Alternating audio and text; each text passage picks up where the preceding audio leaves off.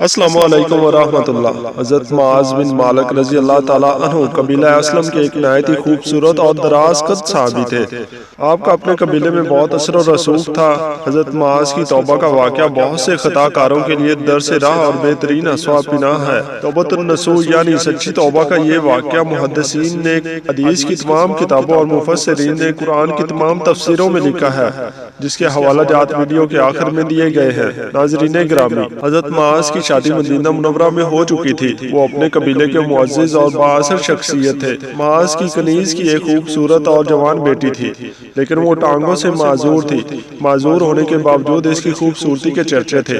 ایک دن جب حضرت معاذ اور وہ معذور لڑکی گھر میں اکیلے تھے تو شیطان نے انہیں وسوسے میں مبتلا کر دیا۔ جب ان دونوں کے درمیان خلوت میں تیسرا شیطان داخل ہوا تو ان دونوں کو ایک دوسرے کے لیے خوب بنا سنوار کر پیش کیا، تاکہ معاذ اس معذور لڑکی سے زنا جیسے حرام فعل کا ارتکاب کر دیا۔ جیسے ہی وہ اس فعل بد سے فارغ ہوئے اور لڑکی کو بستر پر روتے ہوئے پایا تو آپ اسی وقت رونے لگے، اور شیطان بھی دماغ سے نکل چکا تھا۔ اب معاذ کو شدت ندامت نے آ گھیرا۔ وہ اپنے آپ کو کوسنے لگے کہ کیسے یہ کام مجھ سے سرزد ہو گیا۔ اللہ کے عذاب کا خوف جسم پر طاری ہو گیا تو ساری رات روتے اور کانپتے ہوئے گزار دی۔ ناظرین گرامی، یہ صحیح اور مستند حدیث کا ترجمہ ہے کہ جب حضرت معاذ کو اپنی زندگی اجیرن لگنے لگی تو طبیعت، قلب، راحت، دل و جان سرور کائنات حضرت محمد صلی اللہ علیہ وسلم کی بارگاہ میں حاضر ہوئے اور عرض کرنے لگے، یا رسول اللہ صلی اللہ علیہ وسلم، مجھے پاک کر دیجئے۔ نبی کریم صلی اللہ علیہ وسلم نے اپنا چہرہ مبارک دوسری طرف پھیر لیا تو حضرت معاذ پھر سے آپ صلی اللہ علیہ وسلم کے سامنے آ کر بیٹھے اور عرض کرنے لگے، اے اللہ کے رسول، میں زنا کر بیٹھا ہوں، مجھے پاک کر دیجئے۔ حضور اکرم صلی اللہ علیہ وسلم نے فرمایا، تیرا بھلا ہو، لوٹ جا اور اللہ سے توبہ استغفار کر۔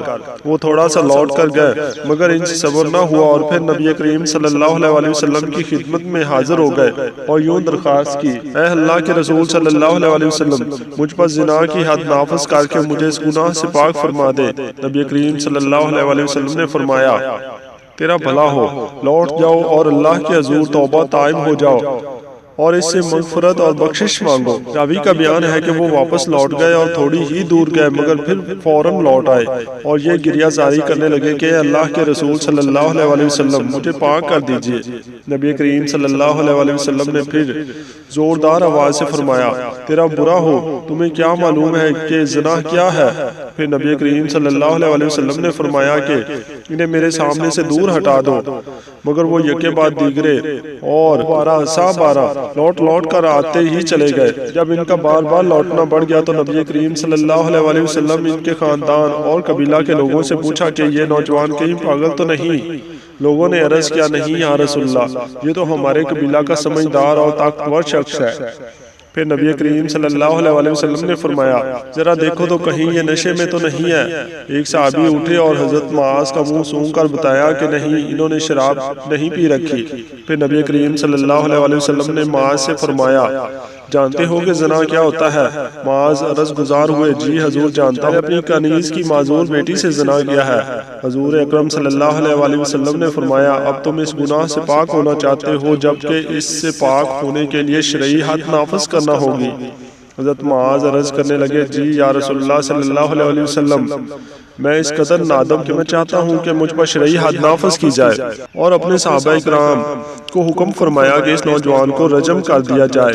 چنانچہ انہیں رجم کر دیا گیا حتیٰ کہ وہ مسلسل کنکر لگنے کے نتیجہ میں وفات پا گئے۔ جب ان کی نماز جنازہ پڑھی گئی اور انہیں دفنا دیا گیا تو حضور اکرم صلی اللہ علیہ وسلم اپنے صحابہ اکرام کے ساتھ اس میدان سے گزرے جہاں پر حضرت معاذ کو رجم کیا گیا تھا، تو حضور اکرم صلی اللہ علیہ وسلم نے سنا کہ دو صحابہ اس طرح آپس میں بات کی، دیکھو ذرا معاذ کو، اللہ نے اس کے گناہ پر پردہ ڈالا تھا لیکن اس نے خود اپنے گناہ کی تشہیر کی، کسی کو کیا پتا چلنا تھا کہ اس نے کیا کیا، اور دیکھو اپنے آپ کو خود سزا کے لیے پیش کر کے کنکر و پتھر کھا کر ایسے سنسار ہوا جیسے کسی کتے کو گلی کے بچے پتھر مار کر جان سے مار ڈالتے ہیں۔ ناظرین گرامی، یہ ہو حدیث کا ترجمہ ہے کہ نبی کریم صلی اللہ علیہ وسلم ان کی باتیں سن کر خاموش رہے اور آپ نے انہیں کچھ نہ کہا اور قافلہ چلتا رہا۔ آگے چل کر قافلہ کے راستے میں ایک گدھا مرا ہوا تھا جسے سورج کی گرمی اب جلا رہی تھی اور خوب بدبو نکل رہی تھی۔ گدھے کا پیٹ خوب پھولا ہوا تھا اور اس کی ٹانگیں اوپر کو اٹھی ہوئی تھی۔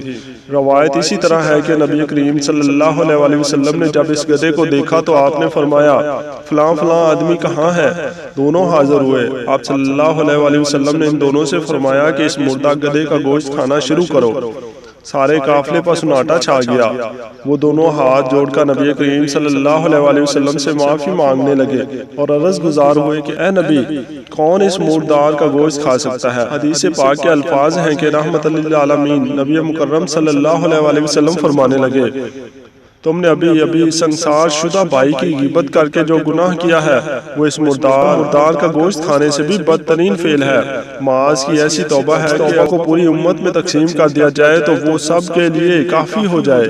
مجھے قسم اس ذات کی جس کے قبضے میں میری جان ہے، وہ نوجوان تو اس وقت جنت میں مزے لوٹ رہا اور اس کی نہروں میں غوطے لگا رہا ہے۔ ناظرین گرامی، گناہ کا ارتکاب تو کیا حضرت معاذ نے، لیکن ان کے بارے میں کون شک میں پڑ سکتا ہے کہ جن کی توبہ کے بارے میں محبوب کائنات حضرت محمد صلی اللہ علیہ وسلم فرما رہے ہیں کہ اگر معاذ کی توبہ امت میں تقسیم کی جائے کو معافی مل جائے، یعنی ایسی خالص توبہ۔ اللہ اکبر۔